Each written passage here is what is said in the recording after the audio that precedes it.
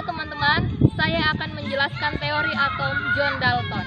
Atom adalah bagian terkecil yang tidak dapat dibagi lagi. Demorita. 2. Unsur sama atau sifat sama. 3. Hukum perbandingan tetap. Rawls. 4. Hukum kekekalan massa. Lavoisier.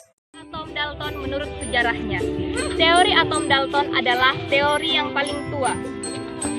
Dalton menjelaskan bahwa atom merupakan suatu zat yang tidak bisa dibagi lagi. Dia mengemukakan teorinya tentang materi atom yang dipublikasikan dalam A New System of Chemical Philosophy. Berdasarkan penelitian dan perbandingan, Dalton menyimpulkan 1. Materi terdiri atas atom yang tidak dapat dibagi lagi. 2. Semua atom dari unsur kimia tertentu memiliki massa dan sifat yang sama. 3. Unsur kimia yang berbeda akan memiliki jenis atom yang berbeda. 4. Selama reaksi kimia, atom-atom hanya dapat bergabung dan dipecah menjadi atom-atom yang terpisah, tetapi atom tidak dapat dihancurkan atau diubah selama reaksi kimia tersebut. 5. Suatu senyawa terbentuk dari unsur-unsurnya melalui penggabungan atom tidak sejenis dengan perbandingan yang sederhana. Apakah John Dalton melakukan eksperimen? Jawabannya tidak. John Dalton tidak melakukan eksperimen untuk mengemukakan teori atomnya. Dia hanya menelaah dan meneliti eksperimen yang dilakukan oleh ilmuwan-ilmuwan pada saat itu. Eksperimen yang mendasari teori atom-atom tersebut ialah 1. Hukum kekekalan massa yang dikemukakan oleh Lavoisier dan hukum perbandingan tetap yang dikemukakan oleh Rawls. Dari sinilah Dalton berpikir mengapa unsur selalu beraksi dan membentuk senyawa dengan perbandingan yang ketat. Mengapa gas lebih larut di dalam air? Dari konsep inilah Dalton mengemukakan teori atomnya. Kelebihan dari teori atom Dalton adalah 1. Dapat menerangkan hukum kekekalan massa. 2. Dapat menerangkan hukum perbandingan tetap. Kekurangan dari teori atom Dalton. 1. Tidak dapat menjelaskan sifat listrik materi. 2. Tidak dapat menjelaskan cara atom-atom saling berikatan. 3. Tidak dapat menjelaskan perbedaan unsur yang satu dengan yang lain.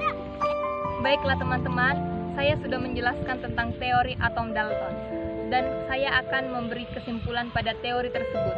Kesimpulannya adalah teori atom Dalton tahap pertama untuk menggambarkan materi dalam kaitannya dengan atom dan sifatnya. Baiklah, saya akan menjelaskan tentang teori atom Rutherford. Rutherford bersama dua muridnya melakukan percobaan yang dikenal dengan hamburan sinar alfa terhadap lempengan tipis emas. Sebelumnya telah ditemukan adanya partikel alfa, yaitu partikel yang bermuatan positif dan bergerak lurus, berdaya tembus besar sehingga dapat menembus lembaran tipis kertas. Berdasarkan gejala-gejala terjadi, diperoleh beberapa kesimpulan berikut. 1. Atom bukan merupakan bola pejal karena hampir semua partikel alfa diteruskan. Yang kedua, jika lempeng emas tersebut dianggap sebagai satu lapisan atau atom emas, maka di dalam atom emas terdapat partikel yang sangat kecil yang bermuatan positif. Yang ketiga, partikel tersebut merupakan partikel yang menyusun suatu inti atom berdasarkan fakta bahwa 1 dari 20.000 partikel alfa yang akan dibelokkan, bila perbandingan 1 banding 20.000 merupakan perbandingan diameter, maka didapatkan ukuran inti atom kira-kira 10.000 lebih kecil daripada ukuran atom keseluruhan. Berdasarkan fakta-fakta yang didapatkan dari percobaan tersebut, Rutherford mengusulkan model atom yang dikenal dengan model atom Rutherford yang menyatakan bahwa atom terdiri dari inti atom yang sangat kecil dan bermuatan positif dikelilingi oleh elektron yang bermuatan negatif. Atom merupakan bola pejal yang bermuatan positif yang di dalamnya tersebar muatan negatif elektron. Kelebihan model atom Rutherford bahwa atom memiliki inti atom yang bermuatan positif dan di sekelilingnya terdapat elektron yang mengelilinginya. Kelemahan model atom Rutherford, menurut hukum fisika klasik, elektron yang bergerak mengelilingi inti memancarkan energi dalam bentuk gelombang elektromagnetik. Akibatnya, lama-kelamaan elektron itu akan kehabisan energi dan akhirnya menempel pada inti. Model atom Rutherford ini belum mampu menjelaskan di mana letak elektron dan cara rotasinya terhadap inti atom.